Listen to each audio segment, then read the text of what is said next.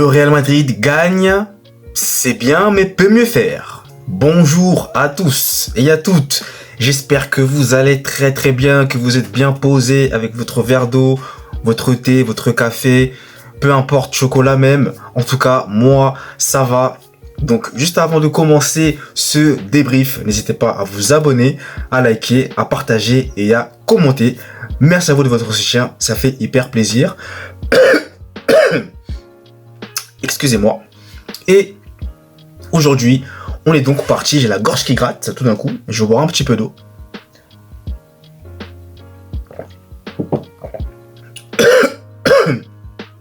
Espérons que ça aille mieux.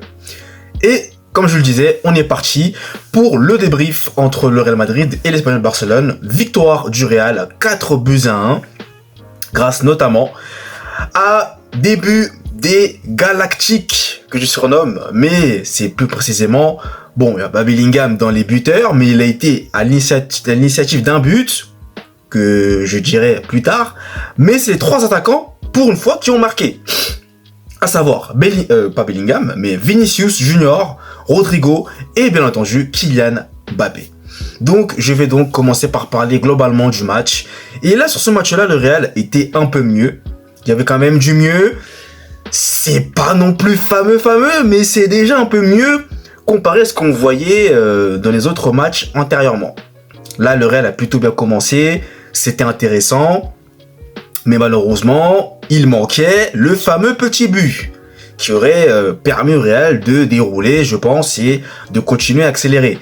Ce but-là, malheureusement, n'est pas venu. Et le pire dans tout ça, c'est que c'est l'Espagnol Barcelone qui a marqué en premier.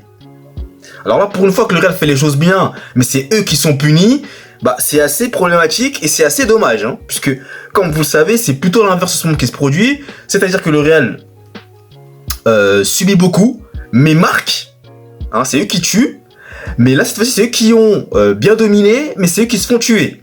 Bon, voilà, et ce but-là, qui est un but contre son camp de Thibaut Courtois, que je ne peux pas en vouloir sur ce but, puisque pour moi c'est entièrement de la faute voilà, des défenseurs qui n'étaient pas bien alignés, le dégagement du gardien de l'Espagnol Barcelone, on aurait dû faire mieux sur cette action-là, donc Courtois lui il essaie de faire ce qu'il peut en anticipant la possible passe en retrait, parce que je pense que le joueur de l'Espagnol Barcelone veut faire un centre au lieu de que ça file en fait en centre-tir, et malheureusement ça file entre les jambes de Thibaut Courtois qui peut absolument rien faire sur ce coup, et donc l'Espagnol Barcelone mène au Santiago Bernabéu. Mais vous connaissez le Real Madrid, hein, qui ne va pas se laisser abattre, réaction directe, frappe de Valverde dans un premier temps, qui d'ailleurs au passage, encore une fois, a été excellent. D'ailleurs, pour parler un petit peu au niveau du milieu et au niveau de la défense, au niveau défensif, c'était plutôt intéressant.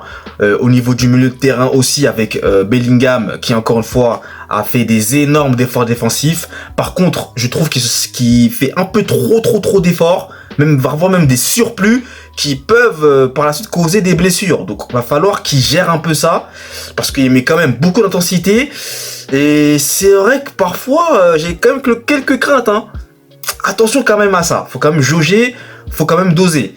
J'ai beaucoup aussi aimé le match de Luka Modric, hein, qui ces derniers temps sont plutôt intéressants, hein, très intéressant, pas mal du tout. Arda Güler très bon. D'ailleurs sur le but de l'Espagnol Barcelone, c'est Arda Güler qui aurait dû essayer de dévier le ballon. Je pense que s'il dévie le ballon, je pense qu'il y a peut-être pas but sur ce coup-ci, mais bon, voilà. Il est déjà revenu. Après, il peut aussi rien, voilà. Donc, comme je vous le disais précédemment. Et sinon, au niveau de l'attaque, eh bien, bon, Kylian Mbappé, on sent quand même qu'il tente. C'est plutôt bien ce qu'il propose depuis quelques temps maintenant, déjà, je vous l'ai déjà dit. Même si, encore une fois, il n'y a pas eu cette action-là, référence, où il déborde et il frappe direct. Et ça fait but. Vous voyez, cette finition chirurgicale qu'il avait, elle manque terriblement. Et on sent que lui aussi, je dirais pas que ça le gonfle, c'est pas le terme que j'emploierais, mais ça le pèse un peu. Et il a envie de se libérer et d'enfin avoir une action référence de ce style-là. Donc j'espère que ça viendra pour lui. J'ai pas de crainte là-dessus. Moi, j'y crois vraiment. Et puis, il marque, hein. Malgré tout, il marque. Certes, c'est des pénaltys. Mais les pénaux, comme j'ai l'habitude de vous le dire, il faut les marquer. Et il les marque. Et encore une fois, il a marqué son péno. Mais avant ça, Vinicius qui rentre, puisque peu après l'ouverture du score de l'Espagnol Barcelone, voilà, il y a des changements qui se mettent en place. Vinicius rentre à la place de Arda Güler, si je ne me trompe pas, et directement on voit la différence. Déjà dans un premier temps, Vinicius, excellente entrée, il rentre, passe décisif de l'extérieur du pied, mamma mia, comme je les aime, en direction de Rodrigo qui pour moi est en ce moment excellent, très très bon début de saison pour Rodrigo qui marque encore une fois et qui permet au Real de prendre l'avantage. Mais avant ça, j'ai oublié de vous dire quand même, je saute les étapes moi, inquiétant, il y a cette belle action de Valverde comme je vous disais qui tire et juste après Bellingham qui surgit, qui prend le ballon, qui fait un centre. Là aussi, encore une fois, dévié par le gardien, malheureusement pour lui, et Carvajal qui est là, qui en profite, et qui permet au Real Madrid d'égaliser à un but partout. Et juste après, donc, vous avez, comme je vous le disais, Vinicius qui nous fait une magnifique et une splendide passe décisive extérieure du pied en direction de Rodrigo qui marque et qui permet au Real de prendre l'avantage. On est donc à 2-1 et quelques instants après, Mbappé qui est là, qui récupère le ballon, se transforme en passeur décisif aussi pour Vinicius, qui, peu de temps, rentre, passeur D et buteur. Voilà, une rentrée efficace comme on les aime, et c'est ce Vinicius-là que je veux voir. Parce que ces derniers temps, c'était un peu compliqué, mais là, c'est bien.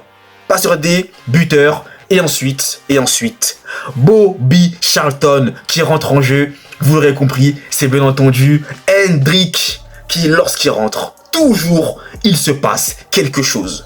Ce joueur, en ce moment, quand il rentre, même si c'est quelques minutes, on est excité. On sait qu'il va se passer un truc. Et encore une fois, il s'est passé un truc. Endrick rentre. Il se bat pour que le ballon ne sorte pas en touche. Alors, je ne sais pas s'il est sorti. Ça serait quand même à revoir. Mais il se bat. Il passe un joueur d'Espagnol Barcelone. Le joueur d'Espagnol Barcelone le fait tomber. Il essaie de le faire tomber du coup. Mais lui, il ne tombe pas. Il résiste et il tombe de la surface. Et là, l'arbitre siffle penalty pour le Real Madrid. Et grâce à qui? Grâce encore une fois à cette persévérance, cette abnégation de Endrick. Magnifique. Et c'est Mbappé qui se charge de tirer ce péno et qui le convertit parfaitement et qui permet donc au Real de gagner 4-1. Et ça met du coup la pression au Barça qui joue ce soir à 18h30 contre Villarreal. Un bon petit match d'ailleurs que je vous invite à aller regarder plus tard. Donc ça fait plaisir, je suis content. On met la pression au Barça. On espère que le Barça va perdre, mais voilà, le Real en tout cas s'en sort bien. C'était plutôt intéressant. Maintenant, faut quand même encore mieux faire, faut être plus rassurant et surtout ne pas laisser trop l'adversaire avoir des occasions parce qu'il y a un moment donné, l'Espagnol Barcelone peut nous clairement mettre un but là. Heureusement que Courtois, bien entendu, est toujours présent.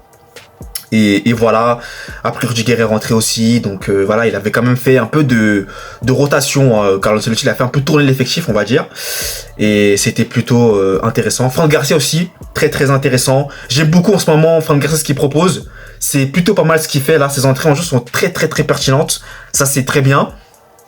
Et puis écoutez, voilà, Carvajal toujours au top, rien à dire là-dessus. Tchouaméni, défensivement parlant, je vous l'ai toujours dit que j'ai toujours trouvé Tchouaméni très bon défensivement et il continue et je pense que ça va plutôt être un choix au fur et à mesure que Carlo Ancelotti va proposer pour la défense centrale, donc à voir. Mais en tout cas, le Real s'en sort bien, je suis content, la victoire est là, donc faut poursuivre là-dessus, faut continuer, faut que Vinicius, Mbappé continuent à jouer ensemble, essayer de jouer plus ensemble. Mais voilà, il y a ces 3 buteurs là qui ont marqué et ça fait plaisir. Donc écoutez, ce débrief est déjà assez long, donc je vais pas vous agacer plus longtemps ou vous embêter plus longtemps. Merci à vous de l'avoir suivi et nous, vous le savez, on se retrouve très vite pour de nouvelles vidéos. D'ici là, passez un très bon dimanche. Allez, peace!